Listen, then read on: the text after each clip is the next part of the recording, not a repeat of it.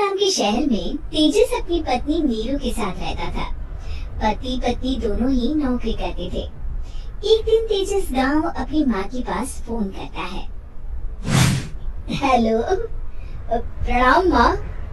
जीते रहो माँ, तुम दादी बनने वाली हो। अरे वाह, ठीक है बेटा, मैं कल ही आती हूँ। जब माँ जी शहर पहुँची तो बेटी बहू ने बहुत अच्छे से स्वागत किया। लीजिए माँ जी, चाय। अरे गर्मा गर्म पकोड़े ले आओ माँ के लिए। नीरू रसोई में गई और 2 मिनट में ही पकोड़े ले आई। जी ये लीजिए। बहू जादू से बनाए हैं क्या? अभी तो रसोई में गई थी। यम्मी। माँ जी, शीला रसोई में पकोड़े तल रही है, मैं बस लेकर आई। हे भगवान, मेरा धर्म भ्रष्ट कर दिया तूने। अब तो गंगा जल से शुद्धिकरण करना होगा। दूसरे दिन, माँ जी मैंने नाश्ता बना दिया है, ऑफिस जा रही हूँ। पर अभी तो घर का सारा काम पड़ा है।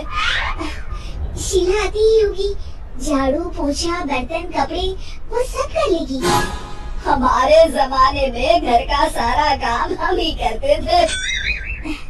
जी माँ जी, आप बहुत होशियार हैं, मैं घर ऑफिस दोनों नहीं संभाल पाती। तो जरूरत क्या है घर से बाहर जाकर चाकरी करने की? वैसे भी घर का काम खुद करने से घर में बरकत आती है, समझी? पर माँ जी, पर कुछ नहीं, इस महीने की पगार मिले फिर ऑफिस बंद है। हाँ। रात को नीरू तेजस से कहती है, सुनिए जी, माँ जी बोल रही थी कि मैं नौकरी छोड़ दूँ। वैसे ठीक ही तो है, अभी तुम्हें आराम की जरूरत है। फिर भी आराम कहाँ, शीला को छुड़ाने के लिए बोल रही थी। तो अब 24 घंटे में इतना काम तो कर ही सकती हो। पर जॉब पसंद है मुझे, घर पर मन नहीं लगेगा।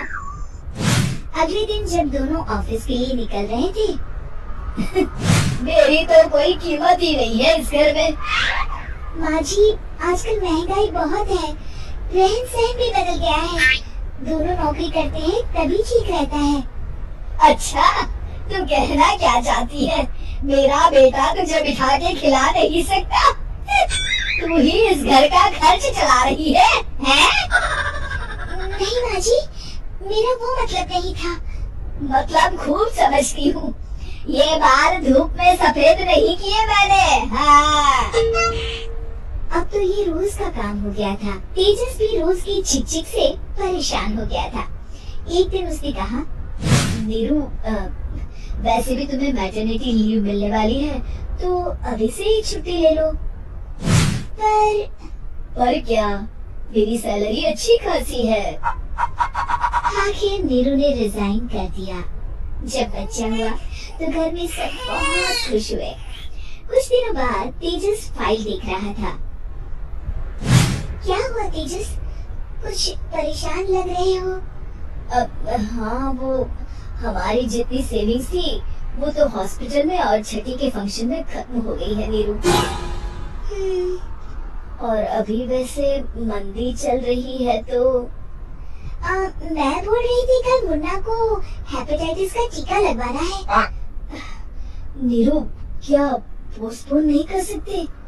नहीं जी, बिल्कुल नहीं। अब तेजस को समझ में आ रहा था कि उससे गलती हुई है।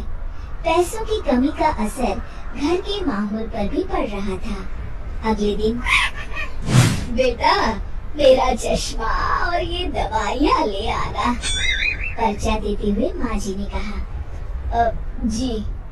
तेजस, मुन्ना के लिए दूध का डिब्बा और डायपर भी ले आना, और ये किराने के सामान की लिस्ट है, इसे भी लाना है।